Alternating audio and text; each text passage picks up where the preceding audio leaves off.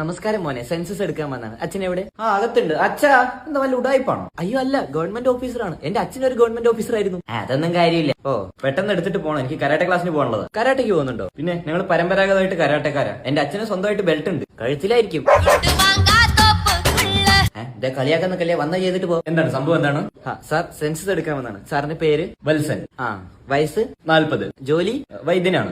വൈദ്യനാണോ? എനിക്ക് നല്ല ഇടുപ്പ് തന്നെ. അത് മാറാൻ എന്താ ചെയ്യാ? അത് സിമ്പിൾ ആണ്. നമ്മൾ കിടത്തും, എന്നിട്ട് എണ്ണ തേച്ചിട്ട് നിങ്ങളുടെ മുതുകത്ത് കയറി നിന്ന് ചവിട്ടി തരുമോ? അയ്യേ, മുതുകത്ത് കയറിയെന്ന് ചവിട്ടി തരുമ്പോൾ മാത്രമേ ഉള്ളൂ. പിന്നെ മുതുകത്ത് കയറി നിന്ന് കുടമാറ്റം നടത്താൻ താൻ ആനയില്ലല്ലോ.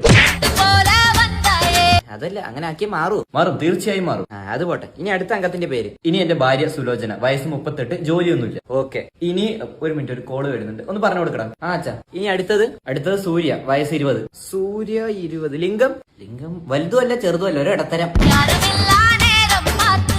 ഇവിടെ പൊട്ട, നീ മണ്ടനാണോ? കോമൺ സെൻസ് ഇല്ലേ നിനക്ക്? എന്താ ചെറുതെന്ന് കൊടുക്ക്, അപ്പോഴല്ലേ വല്ല ആനുകൂല്യം ഉണ്ടെങ്കിൽ കിട്ടുള്ളൂ.